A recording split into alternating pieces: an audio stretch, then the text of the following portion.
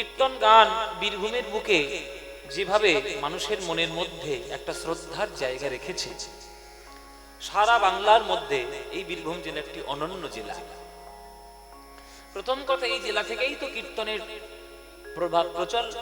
প্রচলিত যে ধারা, সেটা শুরু হয়েছে বীরভূম থেকে, জয়দেব গোস্বামীর গীত গোবিন্দম থেকে। তারপরে এখনো পর্যন্ত চলে যাচ্ছে সারা বাংলা জুড়ে। আর আপনারা সেই জেলার মানুষ, আমার নিতাই চাঁদের জন্মভূমি, আমার সাধক বামাখ্যাপার জন্মভূমি, বিশ্বকবি রবীন্দ্রনাথ ঠাকুরের কর্মভূমি। এই সুন্দর জেলায় আপনারা কীর্তন যেভাবে আস্বাদন করেন, এই কীর্তন আপনাদের হৃদয়ের মধ্যে চির উজ্জ্বল হয়ে থাকুক, এটাই আমার নিতাইয়ের কাছে প্রার্থনা, আমার গৌরের কাছে। প্রত্যেকটি মানুষ প্রত্যেকটি জায়গায় যায়, কোনো না কোনো কারণ নিয়ে যায়।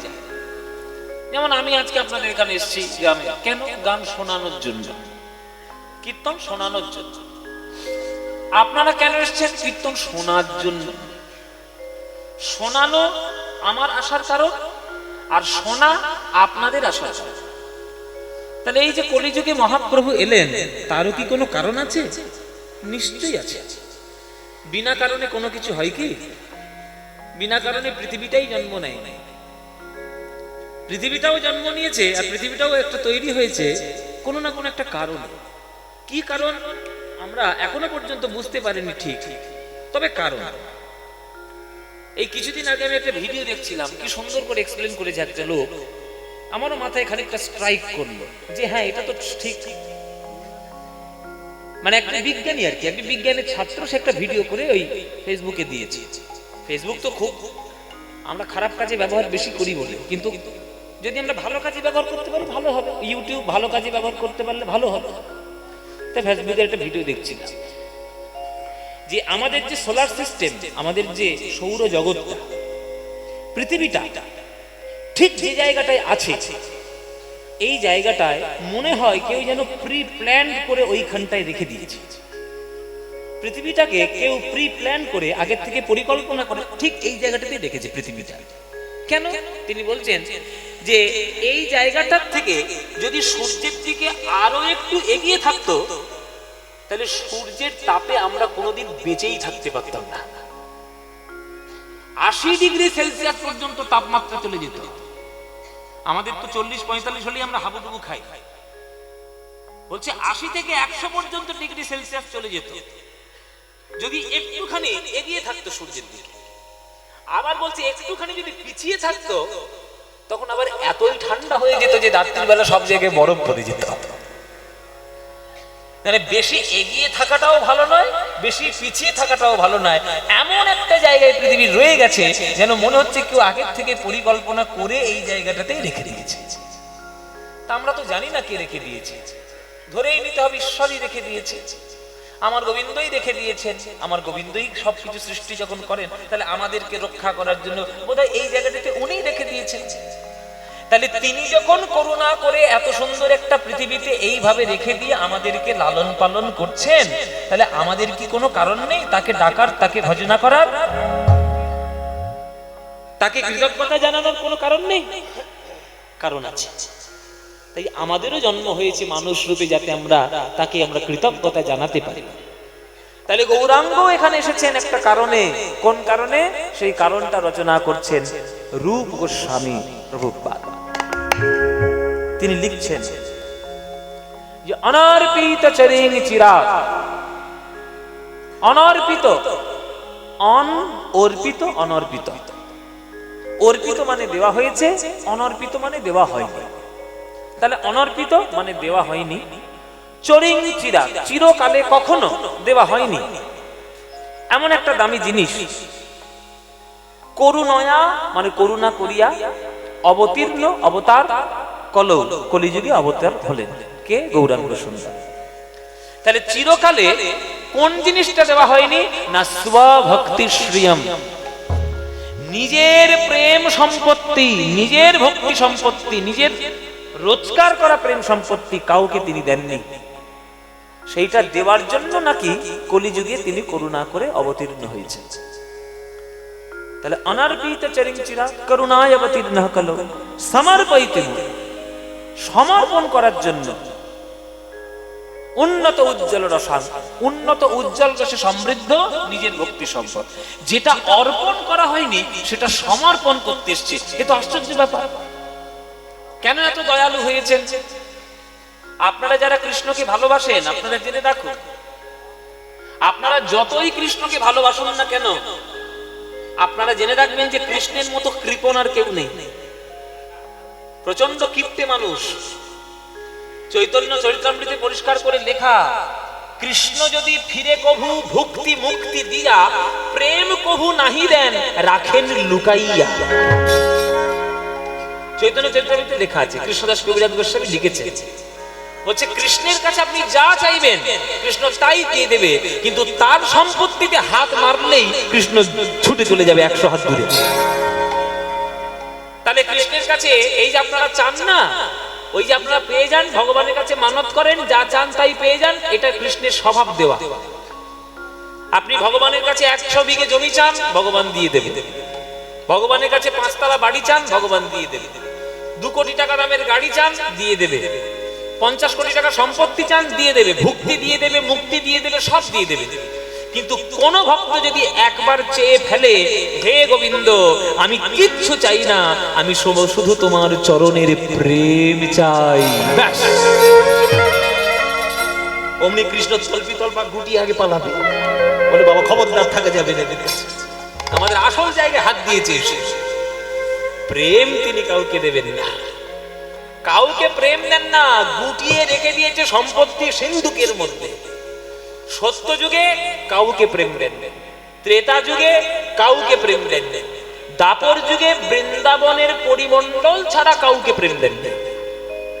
আর সেই প্রেমটা দেওয়ার জন্য কলি যুগে হাতে ধরে পায়ে পড়ে যেচে যেচে সেই প্রেম দেওয়ার জন্য পাগল হয়ে গেছে আমার গৌরাঙ্গ মহাপ্রভু। তাহলে কারণ নেই? নিশ্চয়ই কারণ আছে। আপনারা ভেবে দেখুন যে সত্য যুগে প্রহ্লাদের মতো ভক্তকেও পর্যন্ত প্রেম থেকে বঞ্চিত করেছে। যে প্রহ্লাদের জন্য নরসিংহ অবতার হয়ে গেছে ভগবান শ্রীবিষ্ণু, তাকেও পর্যন্ত প্রেম দেন। ত্রেতা যুগে হনুমান সব থেকে বড় ভক্ত হওয়া সত্ত্বেও সেও প্রেমের স্বাদ কোনোদিন জানেই না। দাপর যুগে শুধুমাত্র বৃন্দাবনের গণ্ডি ছাড়া আর বাকি বাইরে কেউ প্রেম সম্বন্ধে জানে না। আর সেই ভগবান কৃষ্ণ আজকের নবদ্বীপে জন্ম নিয়ে উদার ভাবে একেবারে আকুল হয়ে হাতে ধরে পায়ে পড়ে সেই প্রেম প্রদান করার জন্য পাগল হয়ে গেছে। তাহলে একটা কিপ্টে মানুষ, একটা কৃপণ মানুষ হঠাৎ করে উদার যদি হয়ে যায়, তাহলে ভক্তগণের বা সাধারণ মানুষের মনে প্রশ্ন হয়, বোধহয় মাথা খারাপ হয়েছে, ভীমরতি হয়েছে। ভীমরতি না হলেই ভাবে কেউ উদার করে দেয় না।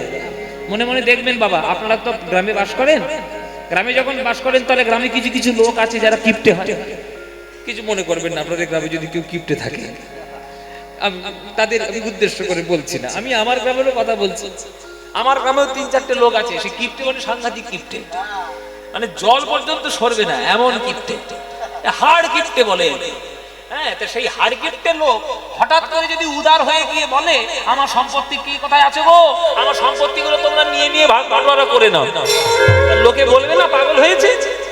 যার হাত থেকে একটা টাকা গলে না সে বলছে সম্পত্তি ভাগ করে নাও। এ হয় নিশ্চয়ই কিছু একটা ঘটেছে, নইলে এরকম করবে কেন? আমার মহাপ্রভু আজকে যে উদার হয়েছে, কৃষ্ণ যে উদার হয়েছে, কারণ আছে। কি কারণ? কারণটা হয়েছে দাপর যুগে, ওই বৃন্দাবনের গণ্ডির মধ্যেই ঘটনাটা ঘটেছে। বাংলায় একটা কথা বলি না বাবা, দশচক্রে ভগবান ভূত। কি বলি? দশচক্রে ভগবান ভূত, মানে 10 জনের পাল্লায় পড়লে ভগবান পর্যন্ত পাগল হয়ে যায়।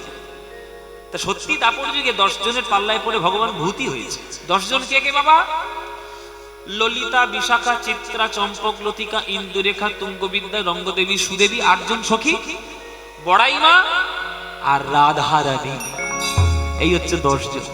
এই 10 জনের পাল্লায় পড়ে কৃষ্ণ পর্যন্ত ভূত হয়ে গেছে, তার মাথা খারাপ হয়ে গেছে 10 জনের পাল্লায় পড়ে।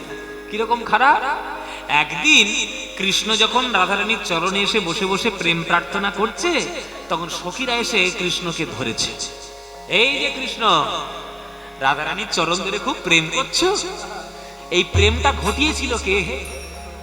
কে ঘটিয়েছিল? আমরা সখীরা না থাকলে প্রেম পেতে না। শুনে রাখো কৃষ্ণ, তুমি যতই বড় গোলক বৈকুণ্ঠ ধামের, তুমি যত বড়ই মালিক হোক না কেন, তুমি হও না কেন, তুমি যত বড়ই মালিক হও না কেন, তুমি আমাদের রাধা রানীর কাছে প্রেমে ঋণী হয়েছে। সর্বনাশ, আমি ঋণী? বলে হ্যাঁ তুমি ঋণী। তুমি গোলক বৈকুণ্ঠে যতই প্রেম রেখে দাও না কেন, তুমি রাধা রানীর কাছে প্রেমে ঋণী। তখন রাধারানীর চরণ ধরে কৃষ্ণ বলছে, বলো তো রাধে, তোমার সখীরা এরকম করে অপবাদ দিচ্ছে আমি নাকি প্রেমে ঋণী? কতখানি প্রেম ঋণ তোমায় শোধ করতে পারলে তুমি মুক্তি দেবে আমার এই ঋণ থেকে? তখন ললিতা বিশাখা বলছে, তা রাধারানীর পা ধরে কি বলছো? মালিকের সঙ্গে কি আবার কথা? এজেন্টের সঙ্গে কথা বলো। এজেন্ট, প্রেমের এজেন্ট আমরা, আমরা প্রেমের কারিগর। কি বাবা? রাধা কৃষ্ণ হয় প্রেম কল্প লতা, সখীগণ হয় তার পল্লব পুষ্প পাতা। তাহলে প্রেম বৃক্ষ যদি রাধা গোবিন্দ হয়, তাহলে ডালপালা হচ্ছে সখীরা। তাহলে কোম্পানি যদি রাধারানী হয়, তাহলে এজেন্ট হচ্ছে সখীরা। তাহলে তুমি এলআইসি যখন শোধ করার ব্যাপার এসছে, টাকা যখন ম্যাচিউর হয়েছে, তখন এজেন্টদেরকে পয়সা দেবে না? কি গে, আমরা তো এজেন্ট, আমরা প্রেম ঘটিয়েছি, আমরা প্রেম কার্যকর করিয়েছি, আমাদের সঙ্গে আগে কথা বলো। তখন রাধারানীর চরণ ছেড়ে দিয়ে এবার কৃষ্ণ সখীদের চরণ ধরেছে। আচ্ছা এজেন্ট, তোমরা বলো কতখানি প্রেম ঋণ শোধ করতে পারলে তবে মুক্তি দেবে? তখন ললিতা বিশাখা বলছে, হে গোবিন্দ, এত প্রেম ঋণ তুমি নিয়েছো রাধার কাছ থেকে, তুমি তার সুদগুলো ভালো করে সময় মতো ফেরত দাও নাই, তাই সুদ এত বেড়ে গেছে, আসলের থেকে বেশি গুণ হয়ে গেছে। ঋণ নিলে কিস্তিতে কিস্তিতে শোধ করতে হয় বাবা।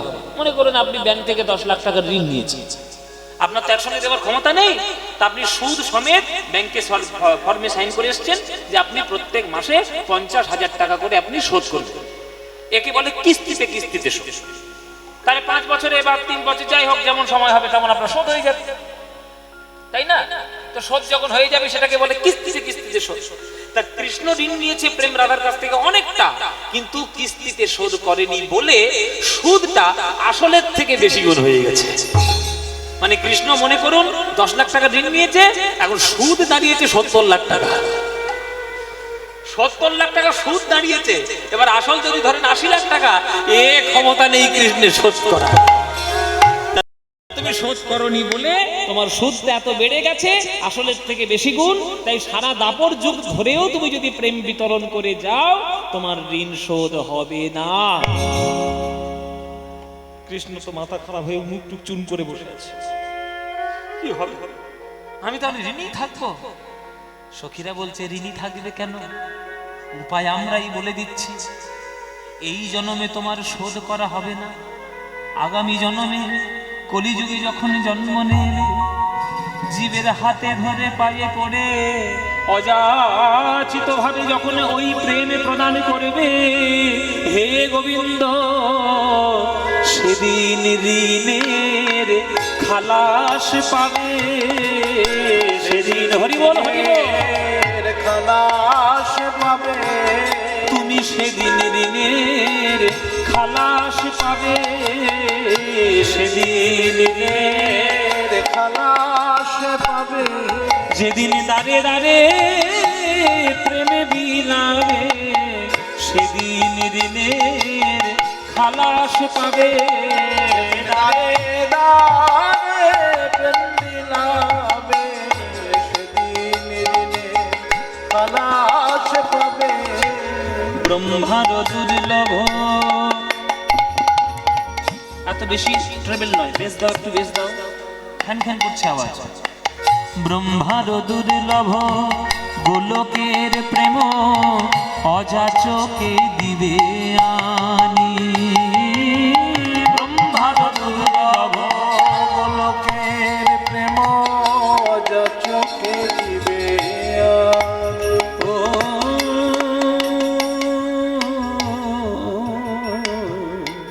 ব্রহ্মার দুর্লভ গোলকের প্রেম, অযাচকে দিবে আনি। প্রভু বীর চন্দ্রে কয়, সেদিন ঋণের, বীর চন্দ্রে ক্ষয় সেদিন দিনে যেদিন বিলাইবে বীর চন্দ্রে ক্ষয় সেদিন দিনে খালাস পাইবে ঋণী। বীর চন্দ্রে ক্ষয় সেদিন দিনের খালাস পাইবে ওগো সেদিন তুমি মুক্তি পাবে, সেদিন তুমি মুক্তি পাবে যেদিন দাঁড়ে দাঁড়ে প্রেম বিলাইবে সেদিন দিনের মুক্তি পাবে। দারে দারে প্রেম বিলাইবে সেদিন দিনের মুক্তি পাবে। এই গানটা রচনা করেছেন কে জানেন? বীরচন্দ্র প্রভু, যার নামানুসারে বীরচন্দ্রপুর নিত্যানন্দের জন্মস্থানটির নাম হয়েছে। আগে ছিল এক চক্রগ্রাম, এখনো আছে, তবে বীরচন্দ্রপুরই পরিচিত। তো নিত্যানন্দের পুত্রের নামে গ্রাম, তিনিই লিখেছেন এই গান যে ব্রহ্মার দুর্লভ গোলকের প্রেম অযাচকে দিবে আনি, প্রভু বীরচন্দ্রে কয় সেদিন ঋণের খালাস পাইবে ঋণী। আজকের গৌর হয়ে আমার কৃষ্ণ এসছে এমনি এমনি নয়, আর রাধা রানীর প্রেম ঋণ শোধ করার জন্য হাতে পায়ে ধরে সেই প্রেম বিলাতে এসেছে, তাই তার আশার কারণ। গৌরাঙ্গ মহাপ্রভু কেমন জানো?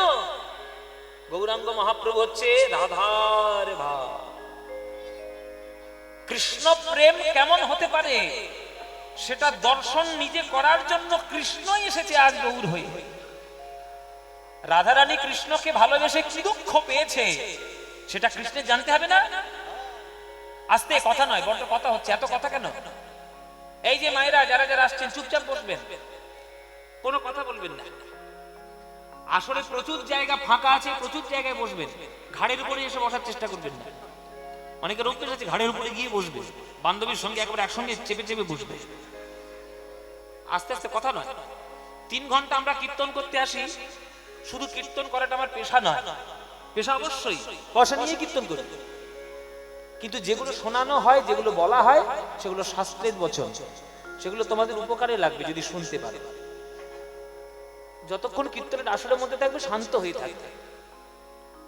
বলছে কৃষ্ণ জানতো না যে তাকে ভালোবেসে রাধার কি অবস্থা। আপনারা এখানে যারা গান শুনছেন কারা কারা প্রেম করেছেন হাত তুলুন দেখি।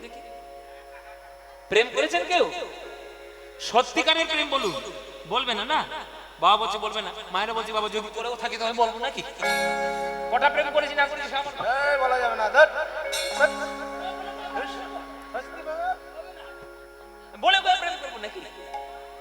শুনে রাখো, তোমরা যারা প্রেম করেছো 99% ফেল করেছো। ওসব প্রেম বলে না, ওসব ক্ষণিকের আনন্দ বলে, কিছু মনে করো না। সত্যিকারই বললাম, সত্যিকারের প্রেম করা এত সহজ নয়। সত্যি প্রেম যদি সবাই করা শিখে যেত তাহলে অলিতে গলিতে রাধারানী ঘুরে বেড়াতো। রাধারানী বিশ্বব্রহ্মাণ্ডে একজনই আছেন, তিনি হচ্ছেন রাধারানী। সবাই রাধারানী হবে না।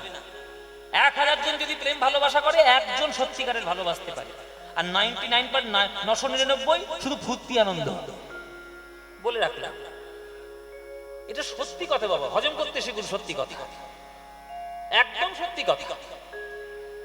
কৃষ্ণকে ভালোবেসে রাধার কি দশা এ তো কৃষ্ণ জানতো না, জানে না তো। 100 বছর যে কৃষ্ণ ছেড়ে দিয়ে চলে গেছে রাধারানীকে, 100 বছর ধরে রাধারানীর ভেতরটা কি হয়েছে কোনোদিন কৃষ্ণ জানে? আবার রাধারানী কোনোদিন জানতে চেয়েছে যে কৃষ্ণ দূরে গিয়ে সেও কত কষ্ট পেয়েছে? কেউ জানে না, কেউ জানে না কারোর কথা। তাই দুজন দুজনের কথা জানার জন্যই তো দুজন দুজনের মধ্যে মিশেছে, তবেই তো রাধা কৃষ্ণ এক হয়েছে, এক হয়ে তো সোনার গৌরাঙ্গ রূপে এসেছে। এসে তবেই না বুঝতে পারলো যে আমাকে ভালোবেসে রাধার কি কষ্ট হয়েছে। রাধার বিরহ বোঝা এত সহজ নয় বাবা। মনের মধ্যে জটিলতা কুটিলতার সংসারের চাপ নিয়ে রূপ রস শব্দগন্ধ স্পর্শের মধ্যে থেকে রাধার ভালোবাসা বোঝা যাবে না। তাকে ভালোবাসতে গেলে, তার বুঝতে গেলে তার মতো হতে হবে। পদ্ম ফুল জানে না তার কোরকের মধ্যে, তার ওই হলুদ পরাগের মধ্যে কত মধু আছে, সে মধুর স্বাদ কে জানে? ভ্রমর জানে, মৌমাছি জানে। তেন আমার মহাপ্রভু হচ্ছে সেই মৌমাছি, যে রাধা কৃষ্ণ প্রেম পদ্ম থেকে সেই প্রেম রূপী মধু সুধা আমাদের জন্য দিয়েছে। সেই মধুর সুধা দিয়েছিল বলে আজকে তার প্রেমে মজে গিয়ে আজকে আমরা কীর্তন শুনতে আসছি। তার প্রেমে মজে গিয়ে আমরা কীর্তন শুনতে আসছি। সে সবার চরণ ধরে প্রেম দিয়েছে, এমনি নয়, এমনি এমনি নয়। রাধার প্রেম ঋণটা শোধ করার জন্য সে এসেছে। তাই বীরচন্দ্র প্রভু লিখছেন যে যে প্রেম পাওয়ার জন্য ব্রহ্মা গুল্ম লতা হওয়ার চেষ্টা করেছে, যে প্রেম পাওয়ার জন্য উদ্ধব পাথর হওয়ার চেষ্টা করেছে, সেই প্রেম পাওয়ার জন্য আমাদের কোনো কিছুই করতে হলো না। আমাদের চরণ ধরে ধরে গৌরাঙ্গ প্রেম দিয়ে দিল। এর থেকে বড় ভাগ্য সৌভাগ্য তোমাদের কি হবে? তাই গৌরাঙ্গ বলে ডাকো, ব্রহ্মার দুর্লভ গোলকের প্রেম অযাচকে দিবে আনি। ব্রহ্মার দুর্লভ গোলকের প্রেম অযাচকে দিবে আনি। প্রভু আমার বীর চন্দ্রিকায় সেদিন ঋণের, বীর চন্দ্রিকায় সেদিন ঋণের, যেদিন পায়ে ধরে বিলাইবে, বীর চন্দ্রিকায় সেদিন ঋণের, খালাস পাইবে ঋণী। প্রভু সেদিন তুমি মুক্তি পাবে, সেদিন তুমি মুক্তি পাবে। যেদিন দাঁড়ে দাঁড়ে প্রেম বিলাইবে, সেদিন তুমি মুক্তি পাবে। দারে দারে প্রেম বিলাইবে, সেদিন তুমি মুক্তি পাবে। তাই রাধারানীর প্রেম ঋণ শোধ করার জন্য রাধার ভাব নিয়েই স্বয়ং গোবিন্দ আজ গৌর হয়ে চরণ ধরে প্রেম দিচ্ছে। আপনাদের ভাগ্য ভালো, আমাদের ভাগ্য ভালো যে সেই প্রেম আমরা সহজে পেয়েছি। আর একটা কথা কি জেনে রেখে দিন, সহজে পেয়েছি বলেই আজকের এত অনাদর করে রেখেছি। যে জিনিস সহজে পাওয়া যায় তার মূল্য দিতে কেউ শেখে না, আর যে জিনিসটা কষ্ট করে পেতে হয় তার মূল্য সবাই খুব বোঝে। এই যে ফ্রিতে পেয়ে গেছে হরিনাম, সবার চরণ ধরে ধরে ফ্রিতে দিয়েছে কৃষ্ণ আমার গোবিন্দ গৌর হরি, ওই জন্যই এত অবহেলা, ওই জন্যই এত অবহেলা। যদি কষ্ট করে পেতে হতো তখন বুঝতে এই প্রেম পাওয়ার জন্য কি কষ্ট করতে হচ্ছে ব্রহ্মার, এই প্রেম পাওয়ার জন্য কি কষ্ট করতে হয়েছিল হরিদাস ঠাকুরের, এই প্রেম পাওয়ার জন্য কি কষ্ট করতে হয়েছিল আমার নিতাই চাঁদের। সে কষ্ট তো পাওনি, তাই তোমাদের এত সুবিধা হয়ে গেছে। তাই ভালো যদি জিনিস হাতের মধ্যে পেয়ে যাও, কখনো উপেক্ষা করে তাকে ছড়িয়ে দিও না। বাংলায় একটা কথা আছে না মায়েরা, যে যাচা অন্ন আর কাঁচা কাপড় কখনো ছাড়তে নেই। যদি যেচে কেউ অন্ন দিতে আসে, যদি যেচে কেউ ভালোবাসতে আসে, যদি তার ভালোবাসার সৎ আপনি বুঝতে পারেন, তাকে অবহেলা করে তাড়াবেন না, তাকে রেখে দেবে। কেননা স্বার্থপর দুনিয়ায় সবাই নিজের জন্যই ব্যস্ত। এই স্বার্থপর দুনিয়ায় গৌর শুধু আমার জন্য ব্যস্ত, আমাদের জন্য ব্যস্ত। গৌরাঙ্গ মহাপ্রভু যাতে আমরা হরি নাম বলতে পারি, আমরা কৃষ্ণ নাম বলতে পারি, আমরা মানুষের মতো মানুষ হতে পারি, সে ওই জন্যই চরণ ধরে প্রেম দিয়েছে। এই বিরাট বড় স্বার্থের দুনিয়া, কেউ আপনার সম্পর্কে আসছে মানে স্বার্থ ছাড়া আসছে না, জেনে রাখবেন। একমাত্র ঈশ্বর বিনা স্বার্থে তার ভক্তদেরকে উদ্ধার করার জন্য সকল প্রেমের বস্তু প্রদান করে রেখে দিয়েছে। সত্যি তাই, ঈশ্বর ছাড়া আমাদের কেউ নাই বাবা, কেউ না। আপনি যতই ভালোবাসা করে সংসারের মধ্যে নিজেকে ডুবিয়ে দিন, কেউ কারণ নয়। যখন মরবেন সব ওই চিতার মধ্যে জ্বালিয়ে দিয়ে রেখেই আসবে, তখন বুঝতে পারবেন কে কত ভালোবাসে আপনাকে। কেউ নয়, কেউ নয়, কেউ কেউ সঙ্গে যাবে না, সুতরাং গৌরী আপনার সঙ্গে যাবে। তাই তা যে গৌর প্রেম দিল, যে গৌর হাত ধরে আপনাকে হরিনাম বলতে শেখালো, এই কলিযুগে জন্ম নিয়ে, বাঙালি রূপে জন্ম নিয়ে, সেই গৌরকে যেন কখনো ভুলে যাওয়া না হয়, এইটুকুই আপনাদের কাছে প্রার্থনা। ভজ গৌরাঙ্গ কহ গৌরাঙ্গ লহ গৌরাঙ্গের নাম রে, ভজ গৌরাঙ্গের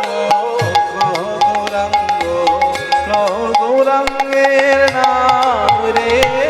যে কি গাইবো না গাইবো না বলে বাবা এক গান কত আর শুনবো, গানটা ভালো লাগে কি? ভালো লাগলে তাহলে গাইবো, নাহলে বন্ধ করবো। ও মায়েরা ভালো লাগে? এই যে বসে বসে গপ্প করছে, টকের গপ্প করছে, কার বাড়ি টক হয়েছে, এই যে তাকাও, এই যে ভাল লাগে গানটা, তাহলে গাইবো কি? তাহলে ভজ গৌরাঙ্গ কহ গৌরাঙ্গ লহ গৌরাঙ্গের নাম রে, মনের গান, প্রাণের গান, এ হচ্ছে বাঙালিদের রক্তের গান। এই গান তোমাদের যাদের যাদের ভাল লাগে না, উলুধ্বনি দাও জোরে জোরে। ওই লাস্টের পার্টি এসছে, ওইগুলো লাস্টে এসে ঘাড়ের ওপর বসেছে। ওইগুলো কি বললাম আর কি করলে? ওই জন্য বলি মন দিয়ে কীর্তন শোনো। নিঘাত সিরিয়াল থেকে ঢুকেছে এই গেমটা। ও মাইরা কি করলে? আমি বলেছি যাদের ভালো লাগে না তারা উলুধ্বনি দেয়, উলুধ্বনি দিয়ে ফেললে।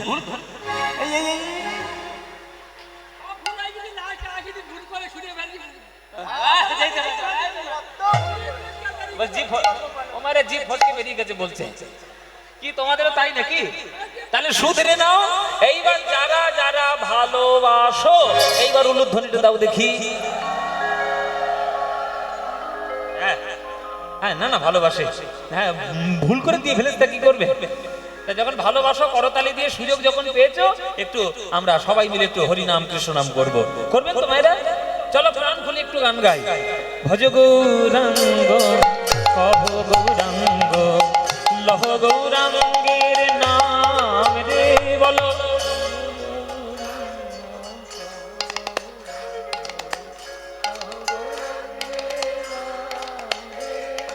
যে জনা গৌরাঙ্গ ভজে, সে হয় আমার প্রাণ রে। যে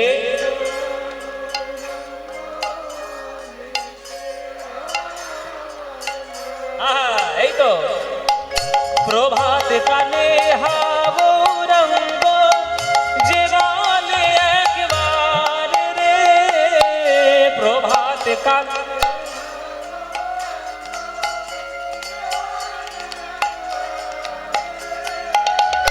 দিন গেলে হা গৌরাঙ্গ, যে বলে একবার রে, দিন গেলে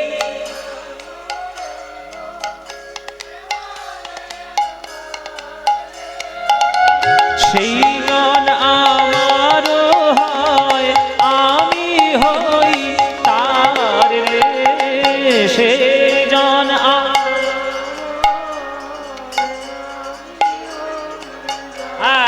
এবার হাত তুলে ভজ গৌরাঙ্গ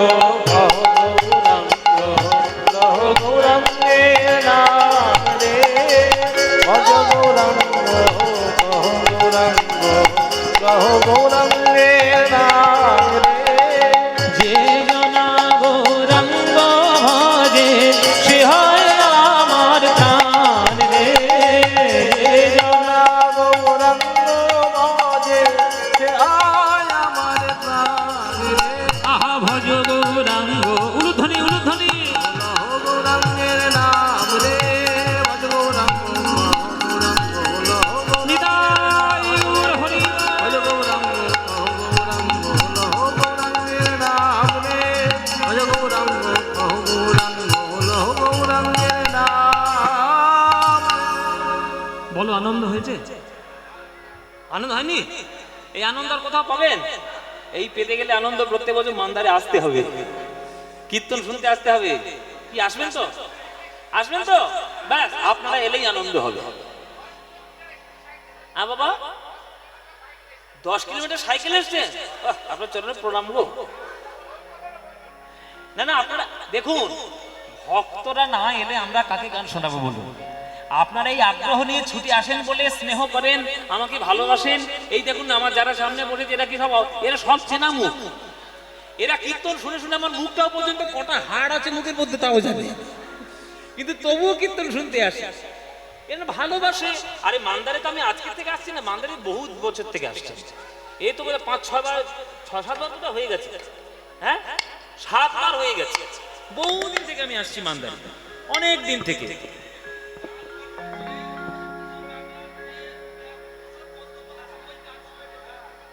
হ্যাঁ জি বাংলার গান,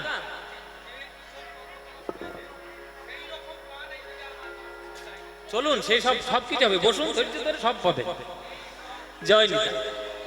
তো এই কথা হলো যে গৌরাঙ্গ মহাপ্রভুর চরণ ছাড়া আপনারা সেই প্রেম কখনো লাভ করতে পারবেন না। তাই বাঙালি হিসেবে যখন জন্ম নিয়েছেন, গৌর বলুন, গৌর বলুন, গৌরাঙ্গ ছাড়া গতি নেই। তাই আমাদের গৌরচন্দ্রিকার অবতীর্ণ করতে হয়।